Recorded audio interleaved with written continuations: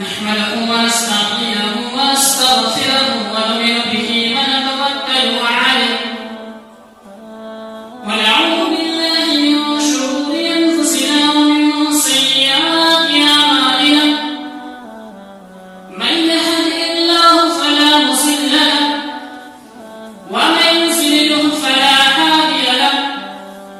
وأشهد أن لا إله إلا الله وحده لا شريك له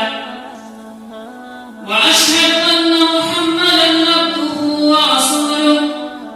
أما بعد فإن خير الحديث كتاب الله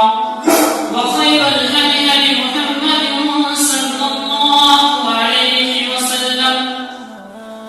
وشر الأمور محدثاتها وكل محدثة بدعة وكل بدعة ضلالة وكل ضلالة في النار. أعوذ بالله من الشيطان الرجيم. بسم الله الرحمن الرحيم. يا أيها الذين آمنوا اتقوا الله حق تقاته ولا تموتن إلا وأنتم مسلمون. يا أيها الذين آمنوا اتقوا الله وقولوا قولا سديدا يصلح لكم أعمالكم ويغفر لكم من ذنوبكم ومن يطع الله ورسوله فقد فاز فوزا عظيما. يا أيها الناس اتقوا ربكم الذي خلقكم من نفس واحدة وخلق منها زوجها وبث منهما رجالا كثيرا ونساء واتقوا الله الذي تساءلون به والأرحام إن الله كان عليكم رقيبا. قال الله تعالى في القرآن المجيد والفرقان الحميد. أعوذ بالله من الشيطان الرجيم. بسم الله الرحمن الرحيم. إن عدة الشهور عند الله 12 شهرا يوم خلق السماوات والأرض منهما 4 أشهر فلا تظلموا فيهن أنفسكم. رب اشرح لي صدري ويسر لي أمري واحلل عقدة من لساني يفقهوا قولي. ربي زدني علما ربي زدني علما ربي زدني علما. سبحانك لا علم لنا إلا ما علمتنا إنك أنت العليم الحكيم.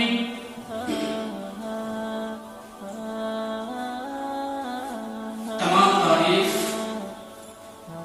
اللہ وحدہ لا شریک کے لیے ہے جو خالق مالک رب مربی پالنہار ہے، جس نے ہم کو پیدا کیا، اور بعدہ حمد و سلام ہو محمد رسول اللہ صلی اللہ علیہ وسلم کو، جنہوں نے مصیبت پریشانی غم سہ کر دین اسلام کو ہم تک پہنچایا. کروڑ کا درود و سلام ہو محمد رسول اللہ صلی اللہ علیہ وسلم. جیسا کہ ہم سبھی لوگوں کو معلوم ہے کہ یہ محرم کا مہینہ چل رہا ہے. عربی مہینے کا پہلا مہینہ، اسلامی مہینے کا پہلا مہینہ، 4 حرمت والے مہینوں میں سے ایک مہینہ.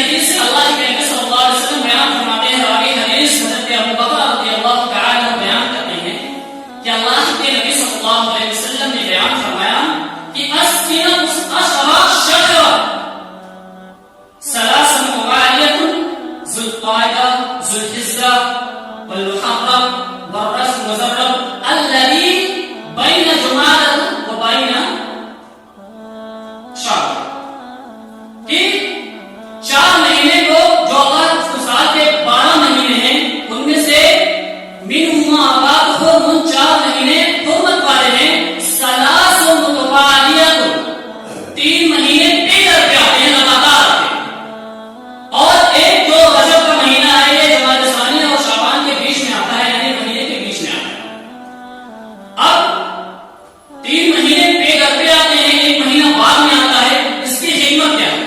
علامہ ابن کثیر، امام ابن حافظ ابن کثیر رحمہ اللہ تفسیر ابن کثیر کے اندر اس کی تفصیل اس طرح بیان کرتے ہیں کہ اس لیے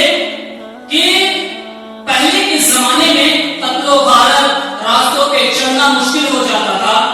لوگ سفر نہیں کر سکتے تھے، اگر کوئی شخص جاتا تھا تو اس کے مال کو، اس کے خزانوں کو لوٹ لیا جاتا تھا، اس کو قتل کر دیا جاتا تھا۔ تو جو ذی القعدہ کا مہینہ ہے اس میں اللہ رب العالمین نے اس لیے حرام قرار دیا کہ اس مہینے میں کوئی قتل و غارت نہیں کر سکتا، کوئی لوٹ مار نہیں کر سکتا، اپنے نفسوں پر ظلم نہیں کر سکتا، تاکہ اس ذی القعدہ کے مہینے میں لوگ آسانی سے حج کے سفر کے لیے نکل سکے۔ پہلے زمانے میں یہ سویدھائیں نہیں ہوا کرتی تھی، لوگ پیدل سفر کرتے تھے، اونٹوں سے سفر کرتے تھے، 40 50 دن سفر کا لگتا تھا، 1 مہینہ 2 مہینے لگ جاتے تھے۔ تو اللہ کے حافظ ابن کثیر کہتے ہیں کہ حکمت یہ ہے کہ لوگ تاکہ آسانی سے حج کے لیے روانہ ہو سکے، اور اس کے بعد کا مہینہ حج کا ہے، تاکہ حج کے مہینے میں وہ آسانی کے ساتھ حج ادا کر سکے، اور پھر اس کے بعد 1 مہینہ یعنی محرم کا مہینہ اس لیے حرمت والا قرار دیا تاکہ لوگ بآسانی حج کے ساتھ حج کرنے کے بعد بآسانی اپنے وطن کو پہنچ سکے، آرام سے آ سکے۔ پھر جو ایک اور مہینہ سال کے بیچ میں رجب کا مہینہ حرام کرا دیا، اس کی حکمت یہ ہے کہ تاکہ لوگ عمرہ کے لیے یا بیت اللہ کے طواف کے لیے، بیت اللہ کی زیارت کے لیے نکل سکے اور پھر واپس آ سکے، اس لیے اس کو حرمت کا مہینہ قرار دیا۔ تو 4 حرمت والے مہینے۔ اور دیکھا جاتا ہے کہ اللہ رب العالمین نے اس مہینے کو حرمت والا مہینہ قرار دیا، 4 مہینے کو، تو لیکن اس کے باوجود افسوس کی بات ہے کہ انہی مہینے میں سب سے زیادہ بدعات و خرافات ہوتی ہیں، سب سے زیادہ سنت کو پامال کیا جاتا ہے، سب سے زیادہ ہم بدعت کو پیدا کرتے ہیں۔ اسی مہینے میں سب سے زیادہ انسان اپنے نفسوں پر ظلم کرتا ہے، اور کیا انسان اپنے نفسوں پر ظلم کرتا ہے، خصوصاً ان محرم کے مہینے میں کہ صحابہ کرام کو غالیہ دیا جاتا ہے، صحابہ کرام کی عزت کو پامال کیا جاتا ہے، اور جو کہ سب سے بہت بڑا گناہ ہے۔ اس مہینے میں تعزیہ منایا جاتا ہے، تعزیہ میں شرکت کی جاتی ہے، جو کہ سب سے بڑا گناہ ہے، جو کہ بہت بڑا گناہ ہے۔ اور اس مہینے میں ماتم اللہ منایا جاتا ہے، ماتم اللہ کیا جاتا ہے، جو کہ بہت بڑا گناہ ہے۔ اللہ کے رسول صلی اللہ علیہ وسلم نے بیان فرمایا کہ نوحہ کے بارے میں کہ جو شخص نوحہ کرتا ہے، چیختا ہے، چلاتا ہے، تپیڑے مارتا ہے، اللہ کے رسول صلی اللہ علیہ وسلم نے اسے لا تعلقی کا اظہار کیا، تو محمد رسول اللہ صلی اللہ علیہ وسلم کا ساتھی ہو ہی نہیں سکتا، محمد رسول اللہ صلی اللہ علیہ وسلم کے قریبی ہو ہی نہیں سکتا۔ اللہ کے رسول صلی اللہ علیہ وسلم نے اللہ حدیث کے اندر ہے، حضرت ابو ہریرہ رضی اللہ تعالی عنہ بیان کرتے ہیں، بخاری شریف کی حدیث ہے، کتاب الجنائز میں یہ حدیث آپ کو مل جائے گی کہ اللہ کے رسول صلی اللہ علیہ وسلم بیان کرتے ہیں کہ 4 چیزیں، جاہلیت کے 4 چیزیں میری امت کے لوگ کبھی نہیں چھوڑیں۔ جاہلیت کے امور میں سے 4 چیزیں میری امت کے لوگ کبھی نہیں چھوڑیں گے، چاہے میں کچھ بھی کر لوں کبھی نہیں چھوڑیں گی، میری امت اس کو کرتی رہے گی۔ ان میں سے پہلی چیز الفخر فی الاحساب، فخر کرنا، خاندان حسب و نسب کی بنیاد پر فخر کرنا کہ میں تو بڑے خاندان کا، بڑے جگہ سے آیا ہوں، بڑے قومیت سے آیا ہوں، فخر کرنا، یہ میری امت کے لوگ کبھی نہیں چھوڑیں۔ دوسری چیز الطعن فی الانساب، معمولی نسب کے لوگوں کو طعن زنی کرنا، یہ تو چھوٹا آدمی حقیر سمجھنا۔ تیسری چیز والاستسقاء بالنجوم، تاروں کے ذریعے سے قسمت کے حوالے معلوم کرنا، یعنی بارش کرنا، جیسا قیاس کیا۔ اور چوتھی چیز النیاحہ، جو محل استخار ہے، النیاحہ، نوحہ کرنا، ماتم کرنا، میری امت کے لوگ کبھی نہیں چھوڑیں گے۔ پھر آگے اللہ کے رسول صلی اللہ علیہ وسلم صدیق سے آگے میں بیان کرواتے ہیں کہ وہ عورت جس نے نوحہ کیا، ماتم کیا، اپنے گریبان کو چاک کیا، اگر بغیر توبہ کیے اس دنیا سے چلی جاتی ہے، اس دنیا سے رخصت ہو جاتی ہے، تو وہ جنت میں داخل نہیں ہو سکتی، وہ ہم میں سے بالکل بھی نہیں۔ اللہ کے رسول صلی اللہ علیہ وسلم نے بیان کروایا وہ ہم میں سے بالکل بھی نہیں، جو نوحہ کرتا ہے ماتم۔ اور ایسے ہی اللہ کے رسول صلی اللہ علیہ وسلم نے لا تعلقی کا اظہار کیا کہ من لا تعلق حدودا وشق الجیوبا ومن دعا بداء الجاہلیہ۔ اللہ کے رسول صلی اللہ علیہ وسلم نے صاف صاف بتا دیا کہ جس شخص نے لیسا منا وہ ہم میں سے نہیں ہے، جس شخص نے اپنے رخساروں پر تماچے مارے، اپنے گانوں پر تماچے مارے، اپنے گریبان کو چاک کیا، اپنے کپڑوں کو پھاڑا اور داخلیت کی پکار کو پکارا، یعنی معاملہ مچایا اور مصیبت پریشانی کے وقت ہلاکت و تباہی مصیبت کو بلایا، وہ شخص ہم میں سے بالکل بھی نہیں ہے، وہ ہم میں سے بالکل بھی نہیں ہے۔ یہاں تو لوگ ماتم مناتے ہیں، نوحہ کرتے ہیں، سوگ منانا صرف 3 دن جائز، 3 دن سے زیادہ سوگ منانا جائز ہی نہیں۔ اللہ کے رسول صلی اللہ علیہ وسلم بیان فرماتے ہیں، حضرت ام حبیبہ کہتی ہیں جو حضرت اللہ کے نبی صلی اللہ علیہ وسلم کی بیوی ہیں، وہ کہتی ہیں کہ اللہ کے رسول صلی اللہ علیہ وسلم نے بیان فرمایا کہ وہ مومنہ عورت جو 3 دن سے زیادہ 9 دن سے زیادہ سوگ مناتی ہے وہ ہم میں سے نہیں ہے، وہ ہم میں سے نہیں ہے۔ جو شخص اللہ اور اس کے رسول پر ایمان رکھتا ہے وہ صرف 3 دن سے زیادہ سوگ منانا اس کے لیے جائز نہیں۔ اور لیکن اس عورت کے لیے جس کا شوہر مر جائے، جس کا شوہر اس دنیا سے چلا جائے، جس کا شوہر اس دنیا سے رخصت ہو جائے، اس کے لیے 4 مہینہ 10 دن کے لیے اجازت ہے کہ وہ سوگ منا سکتی ہے۔ لیکن آج دیکھا یہ جاتا ہے کہ ہم امام حسین رضی اللہ تعالیٰ عنہ کی شہادت پر سوگ مناتے ہیں اور خود قرآن میں اللہ رب العالمین بیان فرماتا ہے کہ جو اللہ رب العالمین کے راستے میں شہید کر دیے گئے ہیں انہیں زندہ، انہیں مردہ نہ ہو، وہ زندہ ہے، تو سوگ ماتم نوحہ تو مردے شخص کا منایا جاتا ہے۔ تو یہ کس نے ان کو اجازت دے دی کہ ان کی موت پر، ان کی شہادت پر نوحہ ماتم سوگ منائے؟ اور اگر ایسا ہوتا تو اللہ کے رسول صلی اللہ علیہ وسلم کے زمانے میں سید الشہداء کی شہادت پائے، سید الشہداء جن کو اللہ کے نبی صلی اللہ علیہ وسلم نے شہادت اور جد الشہداء کی لقب سے لگایا ہوتا، اللہ کے نبی صلی اللہ علیہ وسلم نے اپنی زندگی میں کبھی ان کی مانو حوالہ نہیں بنایا۔ اور ایسے دیکھ لیجیے اللہ کے رسول صلی اللہ علیہ وسلم کے چچا جو آپ صلی اللہ علیہ وسلم سے بہت ساری محبت کرتے تھے، حضرت حمزہ رضی اللہ تعالیٰ عنہ، جب کہ اونٹ کے موقع پر جب ان کو قتل کر دیا گیا، حبشی نے تیر مار کر، حبشی نے نیزہ مار مار کر لاش کے اس قدر ٹکڑے کیے گئے کہ ایک ٹکڑے بھگونا مشکل ہو گیا تھا۔ اللہ کے رسول صلی اللہ علیہ وسلم کو جب پتا چلا کہ اللہ کے رسول صلی اللہ علیہ وسلم اپنے چچا کے لاش کے قریب آتے ہیں، دیکھتے ہیں آنکھ چٹھنے ہو گئے ہیں، اللہ کے رسول صلی اللہ علیہ وسلم اپنے صحابہ کرام کو خطاب کرتے ہیں کہ اے میرے صحابہ کرام، اگر مجھے اس بات کا اندیشہ نہ ہوتا، اس بات کا ڈر نہ ہوتا کہ میری پھوپھی اپنے بھائی کی اس لاش کو دیکھ کر ڈر نہ جاتی، خوف نہ کھاتی، تو میں اس لاش کو یہیں پر چھوڑ کے چلا جاتا تاکہ اس کو کیڑے مکوڑے، اس لاش کو کیڑے مکوڑے کھا جائیں، چرند پرند کھا جائیں، تاکہ جب قیامت کے میدان محشر میں میرا چچا میدان محشر میں آئے تو چرندوں پرندوں کی منہ سے نکلتے ہوئے میدان محشر میں جمع ہو۔ لیکن مجھے خوف ہے کہ میری پھوپھی ان کی لاش کو دیکھ کر برداشت نہیں کر سکتی، اس لیے ان کو یہاں دفن کر۔ اب یہ سوال پیدا ہوتا ہے کہ اللہ کے رسول صلی اللہ علیہ وسلم کو اپنے چچا سے محبت نہیں تھی، لیکن اللہ کے رسول صلی اللہ علیہ وسلم نے اپنے چچا کی شہادت پر، اتنی بڑی شہادت پر بھی اللہ کے رسول صلی اللہ علیہ وسلم نے ماتم نہیں منایا، نوحہ نہیں منایا۔ نبی اللہ کے لوگ یہ کہہ سکتے ہیں کہ اللہ کے رسول صلی اللہ علیہ وسلم کو اپنے چچا سے محبت نہیں تھی۔ آپ کو دن لوگ کتابوں کے اوراق اٹھا کر دیکھ لیجیے، کتابوں میں دیکھ لیجیے کہ فتح مکہ کے دن جب اللہ کے نبی صلی اللہ علیہ وسلم نے فتح مکہ کو فتح کیا تو تمام لوگ وہاں شریک ہوئے، صحابہ کرام سامنے کھڑے ہوئے، کفار مکہ بھی سامنے کھڑے ہوئے ہیں۔ وہ شخص آتی ہے، وہ عورت آتی ہے جس نے حضرت حمزہ کے قتل میں مشورہ دیا تھا، مسلمان ہو گئی تھی، اور آ کر کہتی ہے کہ اللہ کے رسول صلی اللہ علیہ وسلم میں وہی عورت ہوں جو آپ کے چچا کے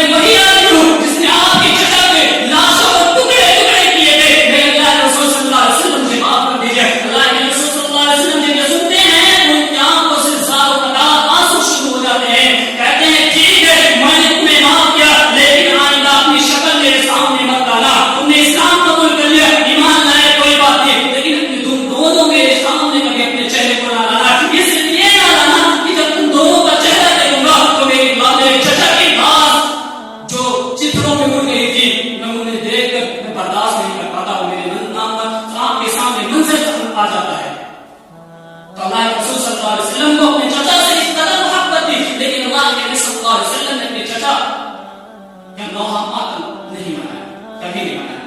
اتنی بڑی شہادت ہوئی ہے، دیکھو حضرت عمر بن فاروق رضی اللہ تعالیٰ عنہ کی شہادت ہوئی، کتنی بڑی شہادت ہوئی۔ وہ عمر فاروق جب گلیوں سے گزرتے تھے تو شیطان بھی کاپ اٹھتا تھا۔ وہ عمر فاروق جب شہر میں داخل ہوتے تھے تو قیس و کسریٰ کے بادشاہ کاپ اٹھا کرتے تھے۔ وہ عمر فاروق جب نبی کریم صلی اللہ علیہ وسلم نے جنت میں تشریف لے گئے تو ان کے لیے ایک محل دیکھا۔ وہ عمر فاروق جب آپ صلی اللہ علیہ وسلم وہاں سے تشریف لائے، کہا اگر میرے بعد کوئی نبی ہو سکتا تو عمر فاروق نبی ہوگا۔ وہ عمر فاروق کہ جس کے بارے میں اللہ کے نبی صلی اللہ علیہ وسلم سے جب وہ کوئی مشورہ طلب کرتے، جب کوئی مشورہ دیتے تو اللہ رب العالمین قرآن کی آیت حاصل کر کے ان کو مشورہ دیتا۔ وہ عمر فاروق، ان کی شہادت ہوتی ہے، اتنی بڑی شہادت، ان کی شہادت کا وقت، ان کی شہادت کے تاریخ میں معلوم ہے۔ ایک محرم کی تاریخ کو بھی حضرت عمر فاروق کی شہادت ہوئی۔ جب ان کی شہادت ہوئی تو اپنے بیٹے کو بلایا، میرے بیٹے عبداللہ ادھر آؤ، کہا جاؤ اما عائشہ سے کہو کہ اے اما عائشہ، جہاں میرے ساتھی یعنی محمد رسول اللہ صلی اللہ علیہ وسلم حضرت ابوبکر دفن ہوئے ہیں، میں بھی اپنے ساتھیوں کے ساتھ دفن ہونا چاہتا ہوں، مجھے بھی وہاں جگہ دے دیجیے۔ اور اپنے بیٹے عبداللہ سے کہا کہ میرے بیٹے یہ نہ کہنا چاہتے کہ اے اما عائشہ امیر المومنین نے کہا، ایسا ہرگز نہ کہنا، کہنا کہ عمر فاروق محمد رسول اللہ صلی اللہ علیہ وسلم کا ساتھی، حضرت ابوبکر کا ساتھی آپ سے گزارش کرتا ہے کہ مجھے اس جگہ دفن ہونے کے لیے جگہ دے دیجیے۔ یہ عمر فاروق کی بھی شہادت ہوئی، لیکن صحابہ کرام نے کسی نے مناوا نہیں منایا، ماتم نہیں منایا، بدر نہیں منایا، کسی طرح کی کوئی تعزیت نہیں کی۔ حضرت عثمان رضی اللہ تعالیٰ عنہ کو دیکھ لیجیے، حضرت عثمان، وہ عثمان جس کو اللہ کے نبی صلی اللہ علیہ وسلم نے ذوالنورین کا لقب دیا، وہ عثمان جن کو اللہ کے نبی صلی اللہ علیہ وسلم نے اپنی دو بیٹیاں نکاح کی تھی، وہ عثمان جن کے پاس مال دولت کا بھنڈار تھا، جب کوئی ضرورت پیش آتی تھی تو اپنے مال دولت کو اس طرح خرچ کرتے تھے۔ وہ عثمان غنی جس کو اللہ کے رسول صلی اللہ علیہ وسلم نے ایک بار نہیں تین بار جنت کی بشارت دی تھی، ان کی بھی شہادت ہوئی۔ آخر کے دن وہ کہتے ہیں، ان کی بیٹی آ کر کہتی ہے کہ اے عثمان غنی، شہید تو ہم نے کر دیا لیکن افطار کرنے کے لیے کھانے گھر میں نہیں، 40 دن سے بھوکے ہیں۔ عثمان غنی اپنی بیٹی سے کہتے ہیں کہ اے میری بیٹی پریشان نہ ہو، ارے خواب میں آج ہی تو خواب میں اللہ کے رسول صلی اللہ علیہ وسلم میرے خواب میں آئے، کہا اے عثمان تو فکر نہ کر، نیت روزے کی نیت دنیا میں کر لے، افطار جنت میں کر لے۔ ان کی بھی شہادت کی بڑی شہادت ہوئی تھی، لیکن کسی صحابہ کرام نے ان کی نوحہ ماتم نہیں منایا۔ اور حضرت علی کو بھی ان کی شہادت کوفہ اہل عراق کے لوگوں نے شہادت کی تھی۔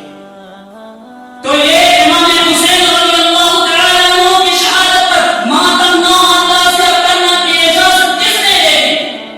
اگر ایسی بات ہوتی، جہاں تک محبت کی بات ہوتی ہے، جب ان سے کہتے ہیں کہ سنت پر عمل کرو، سن بدعت کو چھوڑ دو، تو کہتے ہیں کہ تم تو یزیدی ہو،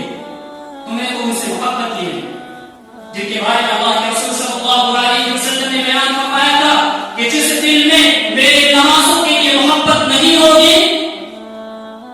وہ مجھ سے محبت نہیں کرتا، جو شخص میری نمازوں سے نفرت کرتا ہے وہ مجھ سے نفرت کرتا ہے، ایسا ہوگا۔ تو اس طور کے مطابق، اس حدیث کے مطابق ہم بھی ان سے محبت کرتے ہیں، لیکن اللہ کے رسول صلی اللہ علیہ وسلم نے نوحہ شہادت پر ماتم منانے کی اجازت نہیں دی، جیسے کہ قرآن خود کہتا ہے کہ تم شہداء کو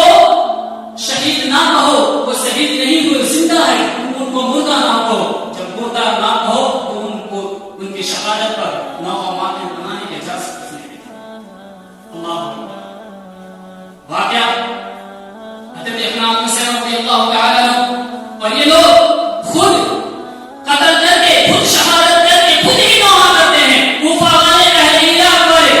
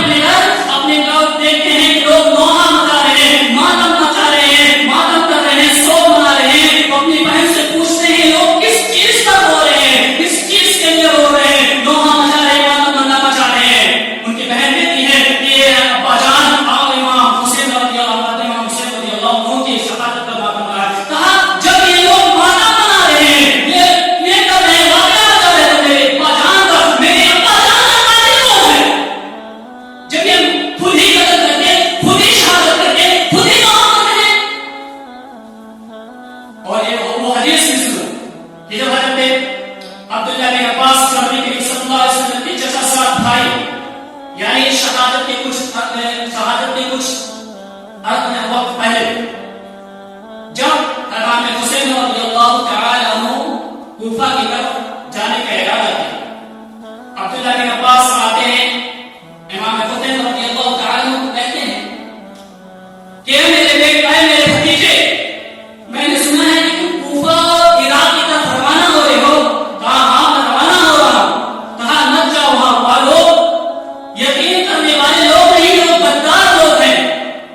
وہ ایسی قوم ہے ان پر بھروسہ نہیں کیا جا سکتا۔ کہا ان لوگوں نے میرے پاس حقوق دے کر مجھے بلایا ہے، مجھے جانا ہے۔ کہا مت جاؤ بھتیجے، وہ لوگ یقین کرنے والی قوم نہیں ہے، کیونکہ تمہارے باپ کے قاتل وہی ہے، اس لیے مجھے ان پر بالکل بھی بھروسہ نہیں۔ ان کے باپ نے حضرت علی کو بھی انہوں نے قتل کیا۔ کہا لوگ بھروسہ کرنے والی قوم نہیں، ان کے پاس نہ جاؤ۔ لیکن حضرت امام حسین رضی اللہ تعالی عنہ، حضرت عبداللہ کے پاس کہتے ہیں کہ وہی قوم جو تمہارے ابا جان کی قاتل ہے،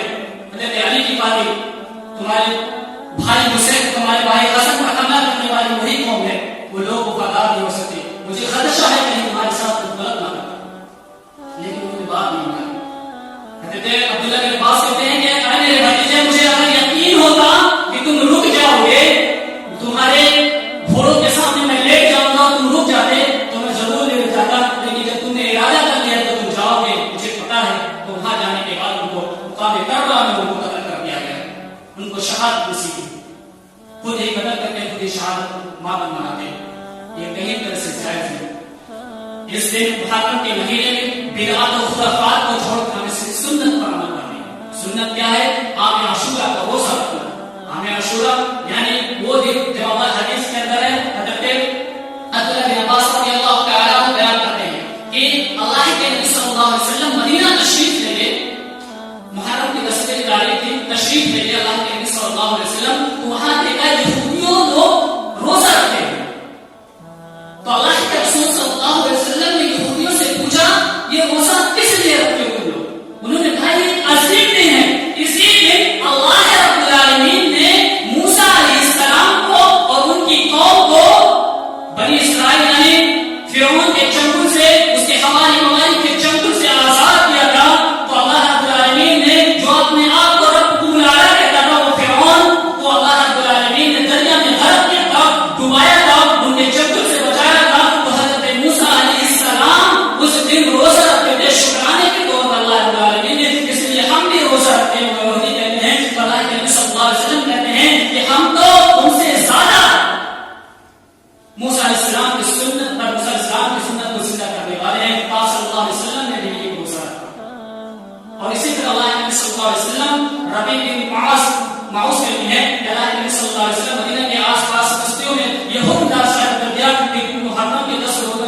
تاریخ کو روزہ رکھو، کیونکہ اللہ رب العالمین نے اسی دن بنی اسرائیل کو، موسیٰ علیہ السلام کو ان کے چنگل سے، یعنی فرعون کے چنگل سے آزاد کیا تھا۔ اس لیے ہم سنت پر عمل کریں، ان کی بدعات و خرافات کو چھوڑ دیں، ایسی چیز نہ کریں جس کو اللہ کے رسول صلی اللہ علیہ وسلم نے منع کر دیا، جس کے اللہ جس کو اللہ رب العالمین نے اس کی اجازت نہیں دی، نبی نے اجازت دی، اس کے خرافات کو چھوڑ کر صرف سنت پر عمل کریں، اور اس مہینے میں بھی زیادہ سے زیادہ اللہ رب العالمین کی عبادت کریں، یعنی حرمت والے مہینے میں اپنے نفسوں پر ظلم نہ کریں، تماچے نہ مارے، گریبان نہ چاپے، ایسے امور نہ کرے جو بدعات و خرافات میں۔ تو ہمیں صرف سنت پر عمل کرتے روزہ رکھنا ہے۔ اور ایک اور حدیث کے اندر اللہ کے نبی صلی اللہ علیہ وسلم نے فرمایا کہ اللہ کے نبی صلی اللہ علیہ وسلم نے کے پاس پوچھا کہ اللہ کے رسول صلی اللہ علیہ وسلم یہودی لوگ بھی ایک روزہ رکھتے ہیں، ہم بھی ایک روزہ رکھتے ہیں، یہ تو ان کی مشابہت ہو گئی، ان کے جیسا نہ ہو گیا۔ اللہ کے رسول صلی اللہ علیہ وسلم نے کہا کہ ہاں ان کے جیسا ہو گیا، لیکن آئندہ سال اگر میں زندہ رہا تو میں 9 محرم کو بھی روزہ رکھوں گا۔ اللہ کے نبی صلی اللہ علیہ وسلم آئندہ سال زندہ نہیں رہے، اس لیے ہم نے 9 اور 10 محرم کو روزہ رکھنا ہے، ہمیں عاشورہ کا روزہ رکھنا ہے، اس کے علاوہ کچھ نہیں کرنا، صرف روزہ رکھنا ہے۔ سنت موسیٰ یعنی موسیٰ علیہ السلام کو اللہ رب العالمین نے پھر ان کے چنگل سے آزاد کیا، تو بدعات و خرافات کو چھوڑ کر صرف سنت پر عمل کریں۔ آخر میں اللہ رب العالمین سے دعا ہے کہ اللہ تعالیٰ ہمیں بدعات و خرافات سے دور رکھے اور سنت پر عمل کرنے کی توفیق عطا فرمائے، اور زیادہ سے زیادہ نیک عمل کرنے کی توفیق عطا فرمائے، آمین۔ وآخر دعوانا الحمدللہ رب العالمین، والسلام علیکم۔